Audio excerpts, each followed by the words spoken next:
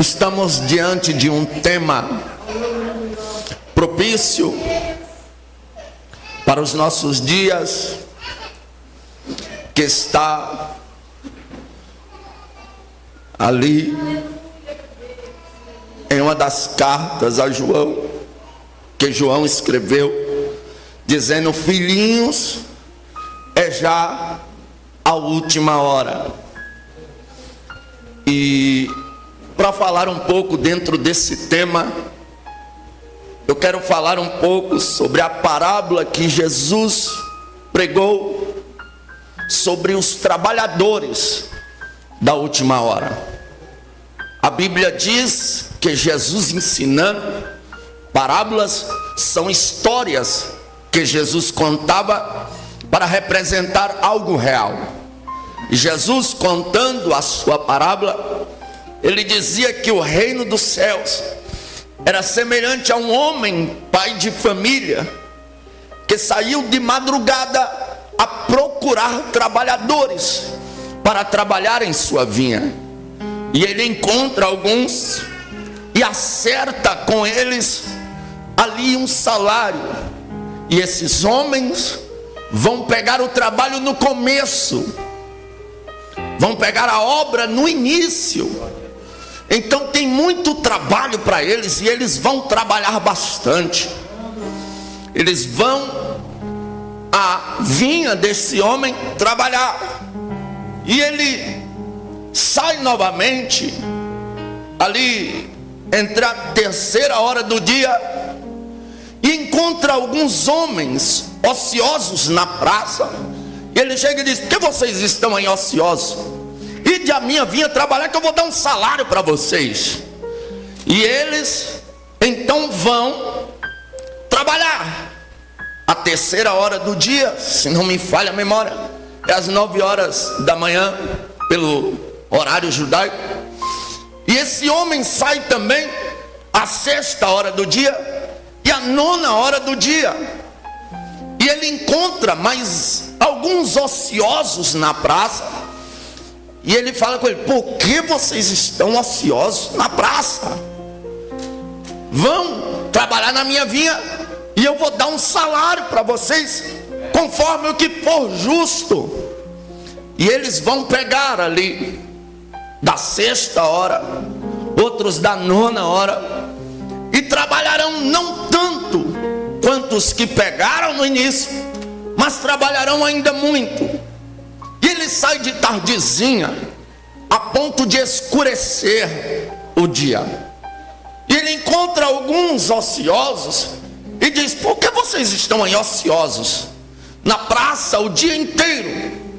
Vão para a minha vinha trabalhar, e eu vou lhes dar o que for justo. E eles vão trabalhar somente uma hora. Somente a última hora do dia eles vão trabalhar. Os que pegaram logo pela manhã trabalham o dia todo, pegam a parte mais pesada do serviço, pegam aonde já vai melhorando, pegam a parte mais leve e pegam o final também. Eles trabalham o dia todo. O trabalho deles, se for olhar perante os que chegaram depois de meio-dia, ou os que chegaram na última hora, eles trabalharam muito mais. Aí chega a noite, a hora do acerto de contas, eles chamam o seu guarda ali, o seu homem de confiança, e manda chamar os trabalhadores para pagá-los. E a Bíblia diz que ele começa pelos últimos e dá um salário bom para eles. E os que entraram primeiro, quando vieram receber, pensaram: nossa, se eles ganharam isso tudo, nós que trabalhamos mais ganharemos muito mais. Que bom. Só que quando eles chegam para receber, tantos da sexta hora, da nona hora e o da primeira hora do dia, eles ganham o mesmo salário. O pagamento é o mesmo. começam a murmurar, dizendo: nós suportamos a fadiga, o trabalho do dia todo, e você dá o mesmo salário desses que trabalharam só a última hora para a gente. E aquele homem fica indignado e diz: olha, não é lícito a mim fazer com o meu dinheiro o que eu quiser? Você está nervosinho porque eu sou bom, eu estou dando um salário bom para esses que trabalharam na última hora também, e você está reclamando por isso? Sai da minha frente logo. Você já recebeu o que você queria? E se nós formos olhar a história da igreja, os que trabalharam no início, trabalharam demais. Alguns deram a sua própria vida pela igreja de Cristo.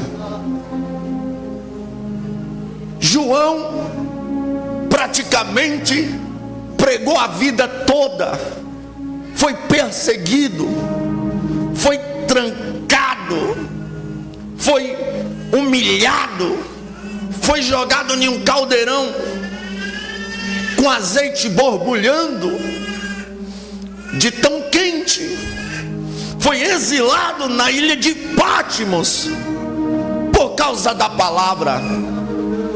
Pedro foi crucificado por causa da palavra. Tiago morreu a fio da espada por causa do evangelho. Estevão foi apedrejado por causa do evangelho. Aí hoje o pregador tem que elaborar uma mensagem bonitinha, que é para não desagradar nem A nem B, porque a mensagem hoje não pode desagradar ninguém, porque se alguém reclamar, esse pregador não volta mais, porque desagradou uma classe de pessoas. Então Pedro, Tiago, João, aleluias, e Estevão e outros mais só pregariam uma vez em muitos lugares, porque criou-se uma geração mimimi que não suporta ouvir a verdade. Agora, por que não suporta ouvir a verdade?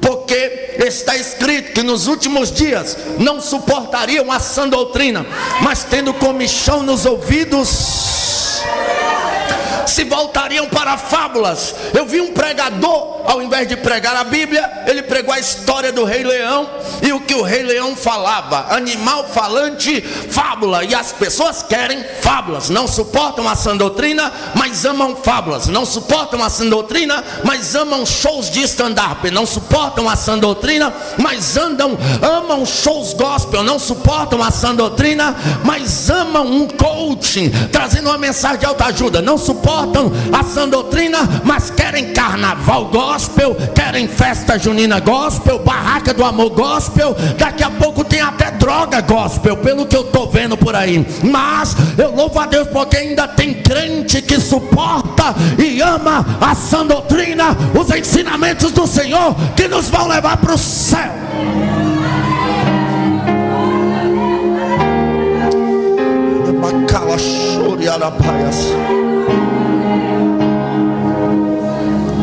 Os trabalhadores da primeira hora, eles fizeram muito mais.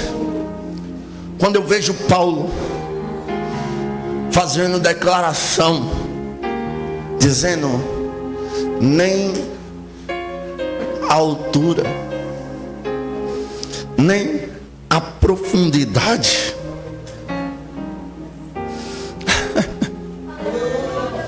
nem a fome, nem a nudez, nem a perseguição. E quando a gente olha o histórico de Paulo, que naufragou e ficou naufragado por muito tempo, chegou na ilha de Patmos quase morrendo de fome, foi decapitado por amor ao evangelho, foi preso em presídio de segurança máxima por causa do evangelho. Porém o indivíduo incendiou a Ásia Menor inteira. Aonde ele passava e proclamava o evangelho, coisas extraordinárias aconteciam. Se a gente for ver alguns avivamentos que tiveram com os trabalhadores que vieram antes de nós, a gente até se assusta. Jerônimo Savonarola, que pregava contra o pecado, ele trovejava, diz a história, contra o pecado, morreu queimado em uma fogueira. João Hus morreu queimado em uma fogueira. Sofreram perseguições terríveis. Na época de John Wesley, se levantou alguns jovens cheios da presença de Deus. Foi dito aqui com propriedade, e eu super concordo. Eu não aceito alguém assumir uma tribuna e dizer que a minha geração de jovens é a pior geração de jovens da história. Não, a minha geração de jovens é o que a Bíblia diz que ela é. E o que é que a Bíblia diz? Que é geração eleita, nação santa, sacerdócio real, propriedade peculiar de Cristo.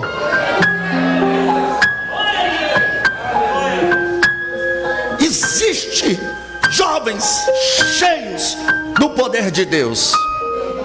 Hoje, quando a gente vê um jovem ir para a faculdade, a gente já se preocupa, porque lá tem professores ateus formados em psicologia, com sua oratória perfeita, pronto para provar que Deus não existe. E como é que eles provam? Pela lógica. E pela lógica é fácil acreditar que Deus não existe, porque a lógica, para que exista algo, tem que ser palpável. E pela fé é como o vento, não vejo, mas sinto. Assim é Deus, não vemos Ele, mas sentimos Ele. E não andamos por lógica, mas por fé. E a fé é o firme fundamento das coisas que nós não vemos, mas acreditamos nela. Então, quando a gente vê um jovem indo para a faculdade, eu me lembro certa feita, uma moça foi para a faculdade, chegou lá com uns 3 meses, pediu oportunidade na igreja e disse: eu estou feliz, abri um núcleo de oração lá na minha faculdade. E todo mundo achou aquilo legal e interessante. Só que esse núcleo não durou muito. Em vez de ela influenciar os jovens da faculdade, daqui a pouco ela foi influenciada. Passou a ir a festas com os amigos da faculdade. Daqui a pouco estava afastada dos caminhos do Senhor. E hoje, quando a gente vê um jovem ir para a faculdade, a gente já fica com medo, porque essas coisas estão acontecendo. Jovens pegam 1 mês de aula de psicologia, de filosofia, ciências e outras coisas, e esquecem da fé em Deus, ou passam a não acreditar mais em Deus. Mas eu acredito em jovem que é crente na igreja, é crente no trabalho, é crente na escola, é crente na faculdade, é crente aonde tiver. Lembra de José, crente de rachar no meio do Egito? Lembra de Sadraque, Mesaque, Abidnego, Daniel, crentes de rachar no meio da Babilônia? Louvado seja o nome do Senhor dos Exércitos. Eu vou liberar uma palavra profética. A minha geração não vai se corromper. Deus vai guardá-las até o arrebatamento da igreja. E a história vai dizer que se levantam alguns jovens. John Wesley, pregador do evangelho. Outro, George Whitefield, também pregador do evangelho. George Whitefield recebeu uma graça tão grande, semelhante à de Jesus e João Batista. Por que pregador? Porque Jesus e João Batista pregavam sem som para a multidão de mais de 5.000 pessoas. E a história diz que George Whitefield, ele pregava a 1 quilômetro de distância.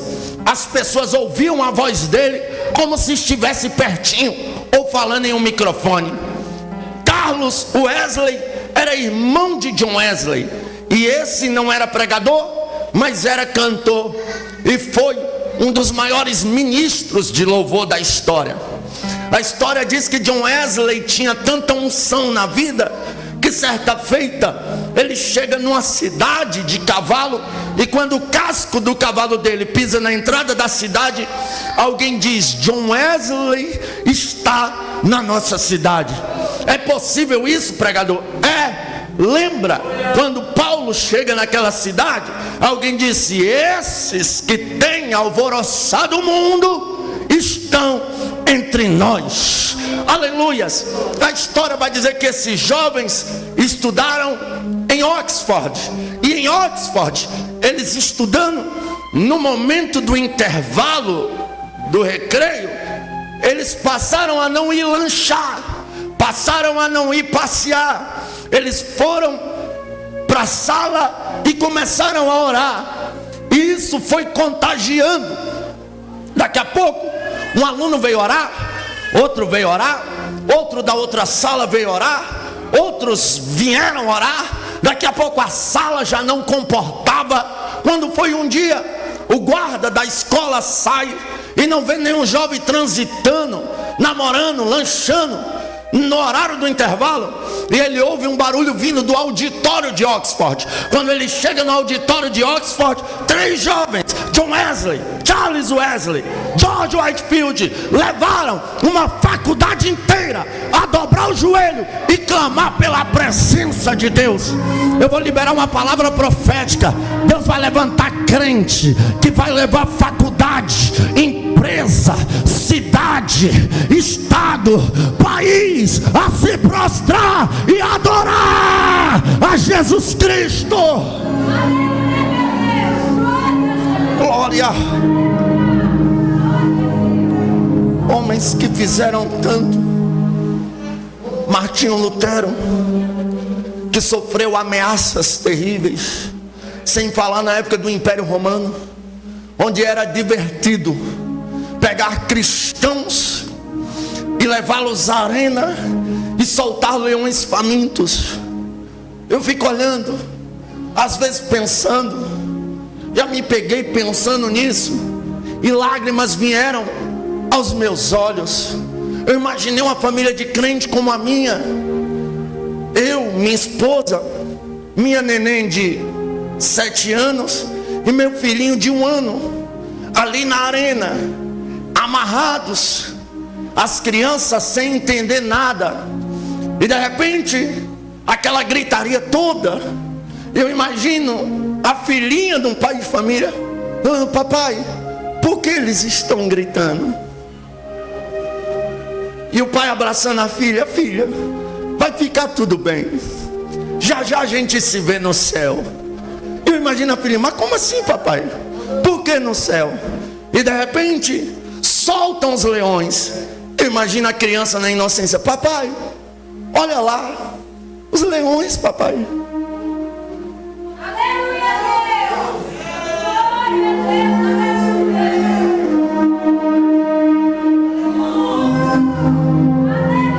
E essa família se abraçando e dizendo: Deus, em tuas mãos nós entregamos o nosso espírito.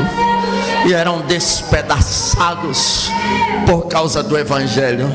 Trabalharam muito, fizeram muito. O tempo se passou. De fato chegou a última hora. Nós somos os trabalhadores da última hora. Por que você chegou a essa conclusão, pregador?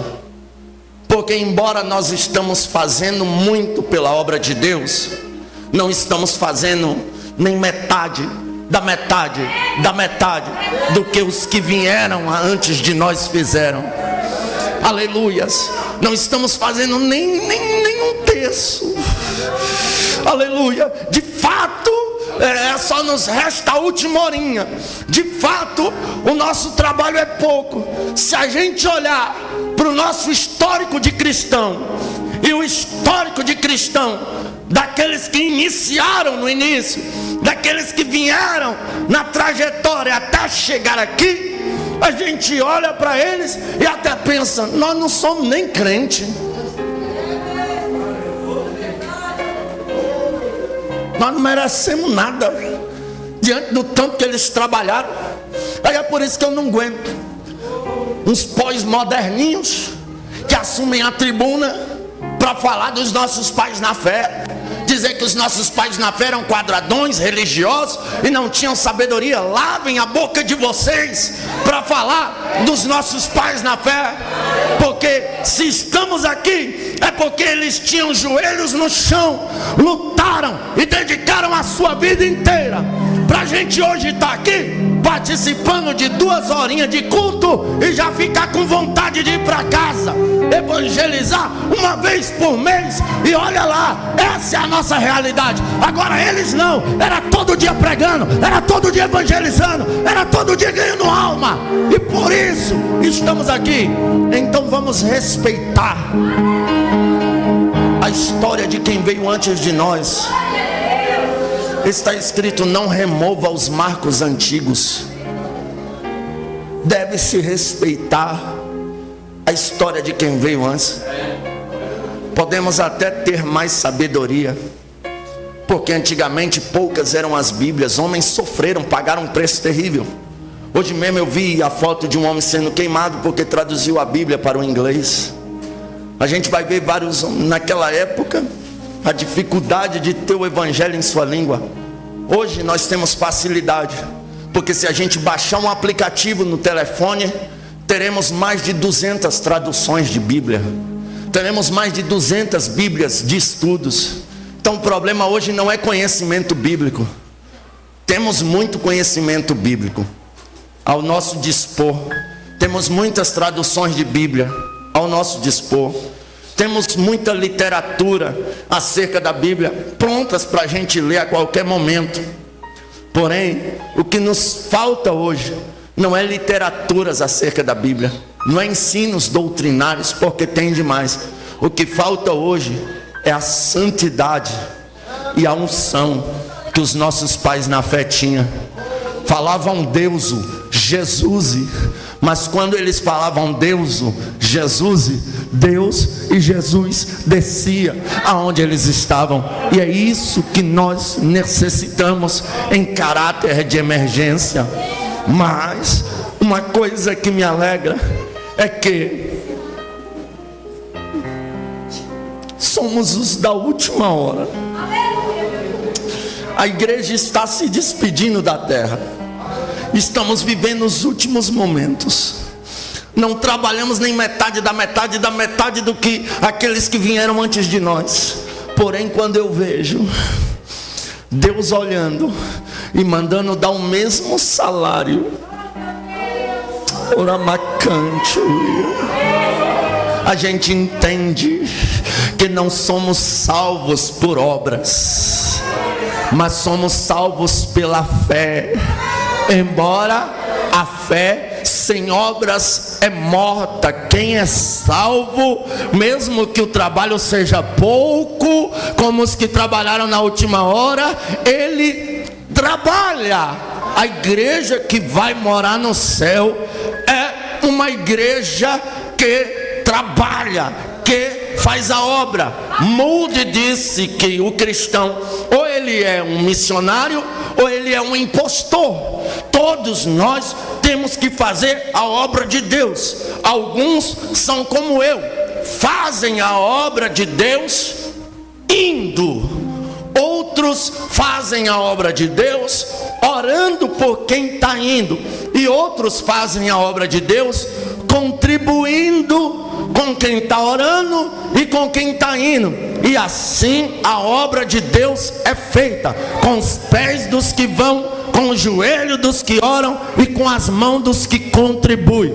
Assim a obra de Deus, ela vai avançando. Mas o que eu quero refutar é que alguns trabalharam o dia inteiro, outros trabalharam metade do dia, outros trabalharam da tarde para frente, outros trabalharam 1 horinha só. Porém, todos trabalharam. Uma das tipologias de Cristo, a igreja, é representada por Salomão e Sulamita. Salomão assume o reinado depois de Davi, seu pai. E o Senhor aparece a ele e diz: Salomão, me pede o que queres e eu te darei. Salomão olha para Deus e diz assim: Senhor, eu quero sabedoria para mim prudentemente conduzir o seu povo.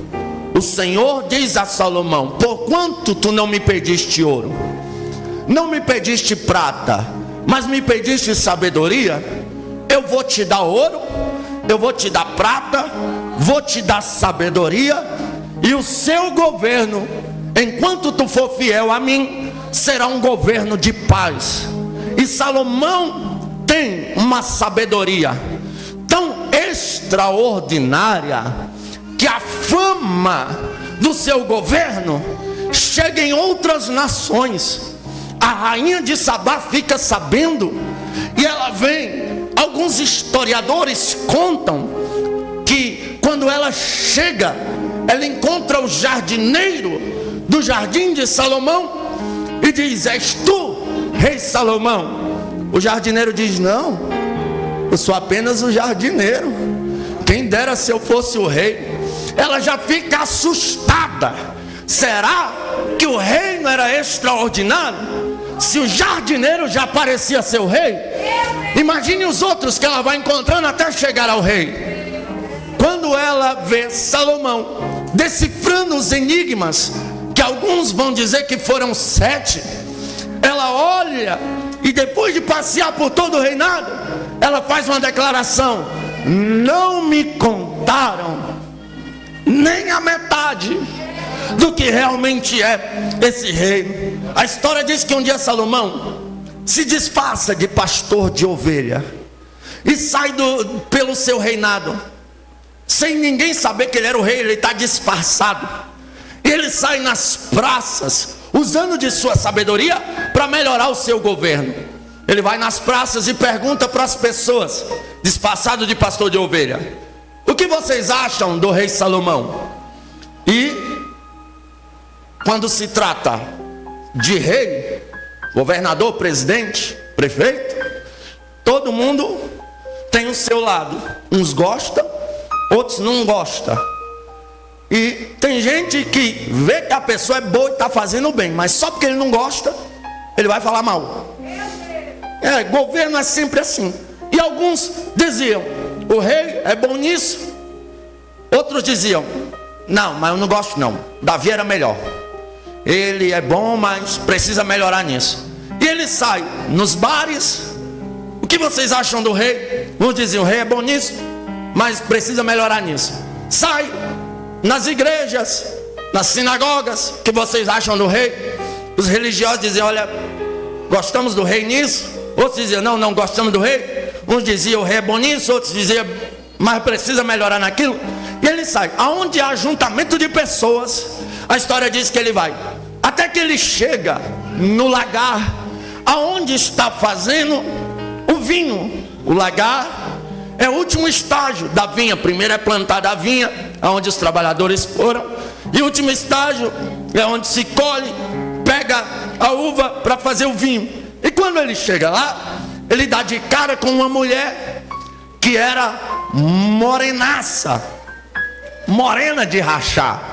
Ela mesmo fala isso dela. Ela vai dizer: não olheis por eu ser morena. Essa mulher era sulamita. Ela estava no lagar aonde se pisava as uvas, e ela, com muita dedicação, pisava as uvas.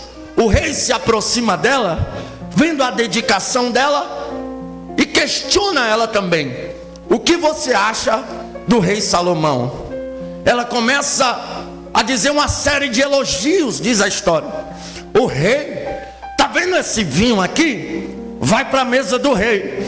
Por isso eu faço com muita dedicação, porque o rei é perfeito, o rei é maravilhoso, o rei é o melhor rei que Israel podia ter. E ele não aguenta aquilo. Primeiro, que a morena era bonitona, ele fica encantado, e quando ela passa a elogiar o rei, sem saber que ele era o rei, ele se apaixona, é amor à primeira vista. Ele tira o disfarce de pastor de ovelha e diz a ela: tu és donzela? Ela diz sim. Aceitas tu casar comigo? Ela diz: claro, rei. Qual é a mulher que não quer casar contigo? Não posso te levar agora, porque estou disfarçado de pastor de ovelha. Vou para o meu palácio e volto para te buscar. E palavra de rei não podia ser revogada. Ele vai para o palácio agora. A história diz que Sulamita vai em casa, troca de roupa, coloca um vestido branco, perfeito, lindo, e começa a pisar uvas. E de repente respinga no seu vestido. Ela para, vai ao tanque, se lava e volta, pisando uva com toda dedicação. Daqui a pouco o vestido mancha de novo. Ela para, vai no tanque, se lava e continua o trabalho. Toda vez que manchava, ela parava, ia lá e se lavava. E alguém questiona ela: não era nem para você estar vestida de branco, fazendo esse trabalho. Mas se tu estás, porque toda hora que cai uma manchinha, tu para o trabalho e vai lá se lavar? Por que não espera esse vestido ficar bem sujo? Ela diz: simples, porque eu estou esperando o amado da minha alma. E quando ele voltar, não pode me encontrar com as vestes manchadas. Aleluia. A primeira característica da igreja de Cristo é que ela é uma igreja que trabalha. A segunda característica da igreja de Cristo que vai morar no céu, ela é uma igreja que elogia o Rei dos Reis e Senhor dos Senhores. Igreja que não dá glória, igreja que não dá aleluia, igreja que não exalta, igreja que não declara a santidade máxima do Senhor. Não é uma igreja que vai morar para o céu. A igreja que vai morar no céu é uma igreja adoradora. Aleluia, glória. Terceiro, a igreja que vai morar no céu é uma igreja que quando mancha o vestido, para o trabalho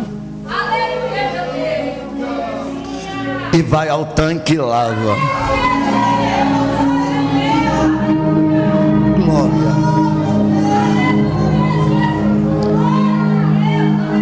Manchas pequenas são fáceis de ser lavadas. Manchas maiores precisam de alguns produtos a mais para serem removidas. Pecados que não são para a morte, porque o que mancha as vestes espirituais de crente é o pecado. Pecados que não são para a morte se resolve confessando um para o outro. Confessai as vossas culpas uns aos outros. Isso se aplica a pecados que não são para a morte. Agora, pecados que são de morte, como adultério, assassinato, prostituição, por incrível que pareça, glutonaria, é um pecado de morte, né? Isso é aquele que semeia contenda entre os irmãos, porque Deus abomina 6 coisas e a 7ª ele odeia. Aquele que semeia contenda entre os irmãos. Pecados que são de morte devem ser tratados em reunião ministerial. E se for obreiro, repreenda-o na frente de todos, para que haja temor na congregação. É isso que a Bíblia nos ensina. Então, o que acontece hoje no meio do mundo gospel moderno? As pessoas amam mais o trabalho do que as vestes brancas. Vestes brancas fala de salvação. vestes brancas fala que eu estou preparado para ir morar no céu. Então se mancha, o que eu procuro fazer? Lavar. Mas hoje no meio do mundo gospel moderno, vem a mancha, e algumas manchas são gigantescas, causam escândalos para a igreja brasileira, e a gente leva culpa de algo que a gente não tem nada a ver, por causa dos escândalos. Mas essas pessoas procuram lavar suas vestes? Não. Por quê? Porque amam mais o seu ministério do que a sua salvação. Então o que eles fazem? Não confessam o seu pecado, continuam na prática do pecado. É só mudar de campo e tá beleza, é só mudar de ministério e tá beleza. Mas quando Jesus voltar, não sobe, porque não lavou suas vestes. Sulamita nos ensina que é importante parar e lavar as suas vestes. Que Deus guarde o pregador Gabriel Bezerra debaixo da potente mão dele. Mas se um dia, Deus me livre, eu manchar as minhas vestes em pecado de morte, serei como Jimmy Swaggart, irei ao público e direi: preciso de ajuda, preciso me reerguer, porque eu pequei contra o céu, pequei contra o Pai, e eu preciso ser restaurado. Vou cumprir minha disciplina conforme a minha congregação. Se Deus o livre isso acontecer, não me envergonharei. Por quê, pregador? Porque para mim não adianta ser pregador e ir para o inferno. Não adianta ser pastor e ir para o inferno. Não adianta ser cantor e ir para o inferno. É melhor parar e lavar as vestes e ir para o céu.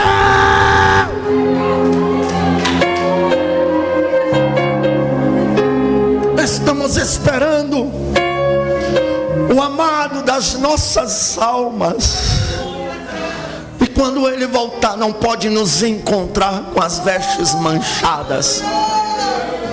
Não podemos parar de trabalhar, mas se preciso, paramos de trabalhar e lavamos nossas vestes. Quando você vê a igreja, só no Brasil a Assembleia de Deus está mais de 110 anos, e a gente vê esses crentes indo para culto segunda, terça, quarta, quinta, domingo, conforme os dias de culto. Entra ano, sai ano, e os crentes continuam indo para os cultos. E às vezes a gente olha assim: meu Deus, mas por quê? Desde que a minha vovozinha dançava forró, que o povo fala que Jesus vai voltar, e nada de Jesus voltar, e os crentes estão indo para lá. Por quê? O que eles vão fazer no culto? Aqui ainda é um tanque de Deus, aonde a gente chega, dobra o joelho e fala: Deus me perdoa, Deus me limpa, Deus me purifica, porque está escrito: bem-aventurado aquele que lava as suas vestes no sangue do Cordeiro, porque estes terão direito à árvore da vida e entrarão na cidade pelas portas. Aleluia. Somos a igreja da última hora. Não trabalhamos nem um pouquinho em comparação quem veio antes de nós, mas quando a trombeta tocar, Ele vai amar-nos do mesmo jeito, vai honrar-nos do mesmo jeito, vamos morar no céu do mesmo jeito, vamos ser honrados do mesmo jeito, porque a Bíblia diz que os primeiros, aleluia, serão os últimos, e os últimos serão os primeiros. Aleluia, louvado seja o nome do Senhor dos Exércitos. Assim muitos são chamados e poucos são escolhidos. Não importa em que época do evangelho você começou a trabalhar, se foi lá no início ou se foi agora, o importante é que você seja um escolhido, seja na primeira hora, seja na sexta hora, seja na nona hora, seja na última hora. O que importa é que você foi escolhido para ir morar no céu de glória. Já foi. Ele é bracante, não é mais sério. Ebracomprofiawas eremincho. Sabe, a Bíblia diz que nos últimos dias Deus derramaria do Espírito sobre os servos e as servas, e manifestações de dons espirituais seriam reveladas à igreja. Profetizaríamos, visões, sonhos, falaríamos novas línguas. Essa é a palavra para a igreja. Há uns anos atrás, minha esposa acordou chorando, e eu acordei e olhei para ela. Ela disse: amor, eu tive um sonho. Eu disse: isso eu já sei, ninguém acorda desse jeito. Que sonho é este que tu teve? Ela falou: eu sonhei que eu estava no céu e eu vi uma mesa muito grande. Essa mesa não tinha fim, ela era do tamanho da eternidade. Tinha cestos com comidas e frutas em cima dessa mesa, que era coberta de um lençol branco com uma faixa dourada no meio, com um dourado que não existe na terra. E tinha cesto de frutas, que ela disse que nunca viu nenhuma fruta daquela aqui na terra. E cadeiras do início da mesa até o final, de um lado e do outro. Aí ela disse que via do lado de cá 12 homens de cabelo branco, e do lado de lá 12 homens de cabelo branco. E ela disse que um brilhava mais do que os outros. E ela questionou: quem é aquele que brilha mais? E uma voz disse a ela: aquele é o meu servo Abraão. Eu disse: nossa, tu viu Abraão? Ela falou: calma, deixa eu terminar de contar o sonho. Eu falei: nossa, que inveja santa. Aí ela disse que falou: Senhor, qual é a minha cadeira? E ela disse que lá para o meio da mesa uma cadeira se destacava entre as demais. Ela falou: eu posso sentar, Jesus? E o Senhor disse a ela: ainda não, mas vá e diga para a minha igreja que a mesa já está preparada, que a qualquer momento eu buscarei a minha igreja para participar das bodas do Cordeiro. Aleluia. Diante dos sinais que estamos vendo, a qualquer momento a trombeta vai tocar, a qualquer momento seremos arrebatados. Alguém vai estar em casa dormindo, alguém vai estar num culto, alguém vai estar no trabalho, alguém vai estar no ensaio, alguém vai estar passeando, alguém vai estar estudando, alguém vai estar fazendo algum tipo de coisa. E eu creio, não está escrito, mas ninguém prova para mim que eu estou errado. Eu acredito que todo crente que vai subir no arrebatamento vai sentir a presença de Deus, nem que seja milésimos de segundos antes. E se você estiver numa reunião com o teu chefe, se tu estiver apresentando o teu TCC lá da faculdade, se você estiver apresentando um trabalho, se você estiver dando aula, seja lá dirigindo, se você estiver pilotando um avião, no meio de uma cirurgia médica, aleluia, e tu sentir a presença de Deus, se ligue no trono, se ligue com Deus, porque todo aquele que se envergonhar do Pai nesse momento será envergonhado na presença do Pai e dos santos anjos. Todo aquele que se envergonhar de Cristo no meio dos homens, isso ocorre não só na hora do arrebatamento. Eu lembro um dia, uma jovem de uma certa igreja, crente, cantava no conjunto, estava lá em todos os cultos. Eu encontrei ela na faculdade dela, eu estava passando. Eu olhei para ela e disse: Pai do Senhor, irmã. Ela disse: oi, e saiu. Minha esposa disse que encontrou uma crente no caixa do mercado onde ela trabalha e disse a ela: paz do Senhor, irmã. Ela disse: oi. Porque as pessoas estão com vergonha de declarar sua fé. Os cristãos primitivos escondiam a sua fé às vezes para não morrer. Hoje escondem a sua fé porque tem vergonha do Pai na presença dos homens, mas serão envergonhados diante do Pai e dos santos anjos naquele último dia. Mas eu não sei se tu vai estar numa academia malhando, se tu vai estar fazendo uma prova, se tu vai estar trabalhando, se tu vai estar dirigindo, se tu vai estar fazendo, eu não sei o que tu vai estar fazendo. Eu sei que se tu sentir a presença de Deus, se ligue no trono, porque nessa hora a trombeta vai tocar. Ela é bracandaras e de repente, ó,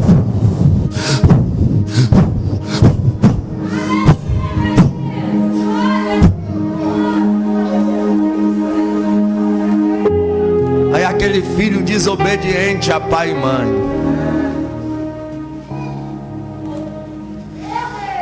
que diz que vai para a escola, mas vai sair com um namorado escondido, vai sair para ficar, porque tem uma turma aí que gosta de ficar, vai para a escola fica, vai para o shopping fica, vai para retiro fica, quando Jesus voltar fica também.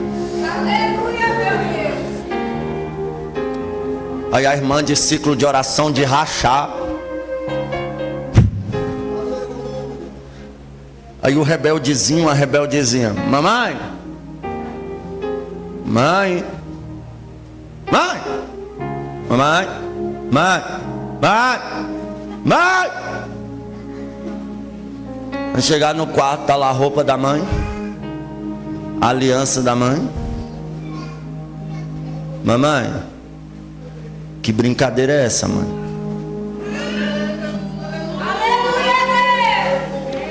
Pai, que brincadeira é essa, pai? E em ocasiões ao contrário também, né? Que tem casa que tem filhos crentes e pais fofoqueiros, contendeiros, mal pagadores. Filho, que brincadeira é essa, filho? E você, tá debaixo da cama, né? Para que papai já tá velho, não aguenta essas brincadeiras não. De repente alguém chega gritando no portão: fulano, fulano, o que é? O que foi? Me disse que fulano tá aí. Fulano é o mais crente que eu conheço. Tá não, porque aconteceu alguma coisa? Lá em casa sumiu também. Quando ligarem a televisão,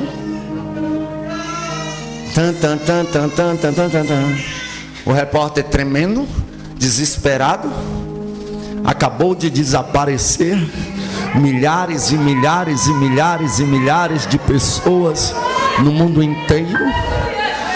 A ONU, as organizações mundiais unidas, o FBI, a ciência, todos já estão trabalhando. Os presidentes de todas as nações estão se reunindo para discutir sobre o assunto. Ninguém ainda não sabe. É evidente que todas as crianças desapareceram, todos os bebês desapareceram, todas as grávidas tiveram as suas barrigas murchadas imediatamente. O mundo está em caos. Pedimos que não se desespere, porque as autoridades vão trazer uma solução. Pense os gritos de horrores de quem participou de cultos, de quem conheceu igrejas, de quem ouviu palavras, de quem ouviu louvores sobre o arrebatamento, mas não quis largar o pecado, não quis renunciar ao mundo para servir a Cristo e aceitar o que Ele fez na cruz do Calvário, que foi morrer para a gente aceitar a salvação hoje. Estarão gritando desesperados, vão quebrar os vidros dessa igreja, vão entrar pelas janelas, vão chegar aqui gritando: cadê os pastores? Cadê aquela juventude? Aquela menininha lá da escola que não quer nada nada com Deus, olha para você e diz: para que isso? Para que essa religiosidade toda? Olha a crentinha, olha a pastorinha, olha o pastorzinho, olha o crentinho que mexe. Eu falo porque graças a Deus Jesus me salvou, mas eu apavorava uns meninos crentes que tinha na minha sala, e eu pedi desculpa a ele. Quando eu encontrei ele, já pregador, ele falou: nossa, eu orei tanto pela sua vida. Jovem sofre perseguição por ser crente, por se vestir como crente. E alguém fala: mas moça, tá bonitinha, jovem, e anda parecendo uma velha, anda parecendo um velho. Para com isso, rapaz. Mas naquele dia vão chegar aqui gritando: cadê fulana? Cadê ciclano? Por que eu não fui igual a ele? Por que eu não aceitei a Jesus quando eles pregaram para mim? Será dias de pânico, será dias de horror, mas, aleluias, concernente à igreja que eu prego, que é a igreja da última hora, estaremos no céu, recebendo o mesmo salário que Pedro, que Tiago, que João, que Paulo. Só quem almeja o céu, adore a Deus. Ainda dá tempo. Somos a igreja da última hora, e existe um presente. Aqui eu encerro. Um presente do céu para a igreja da última hora. E qual é, pregador? E há de ser que nos últimos dias, diz o Senhor, derramarei do meu espírito sobre toda a carne. Os vossos filhos e as vossas filhas profetizarão. Os jovens terão visões. Os velhos terão sonhos. Falarão em novas línguas. Ramachore calabarashire me andarabai. E também derramarei, só quem é servo e serva aí, do meu espírito sobre os meus servos e as minhas servas, e naqueles dias profetizarão. O derramar do Espírito ainda pertence à igreja da última hora, à igreja dos últimos dias. Filhinhos, é já a última hora, e Deus tem interesse em derramar do poder dele aqui hoje, da presença dele aqui hoje. Ele ainda salva, ele ainda cura, ele ainda batiza com o Espírito Santo e vai levar-nos para morar no céu. E a graça que vai descer aqui hoje será tão grande que até quem não é crente, se tiver por aqui, vai se arrupiar todinho, sentindo a presença de Deus. Aleluia, Deus, conforme a palavra que eu preguei, se nós somos a geração da última hora, Pai, derrama do teu Espírito sobre aqueles dos últimos dias, sobre os últimos alaia, série andarácia, crentes, papai querido, papai amado, que ainda restam antes do arrebatamento da igreja, porque eu sei que está próximo. Ela é pra Camandubria, de Proviaceui, ela é pra Calapaia, ela é pra Contreprofe, que ela é Provia, Narawácia, é Pincho, Cominaramancho, que ela é pra Patacanto, que ela é propondo, que te que propõe a bandeio, ela é pra Ustequeia, Súria, ela é pra Calaprofi, Narawato, que é pra Ancho e Ateui, ela é pra Calapropoto, que é pra Pacandarabia, Urabaia, Sedemancho, de Miandarabia, Chore, Micancho, de Ateui, que propõe a ba, ela é pra Urabachu e Candarabador, Micalabara, Chore, Andarabia, Urabacalabadarabador, Micandarabia, Dore, Propoto, que é. Quem não é batizado com o Espírito Santo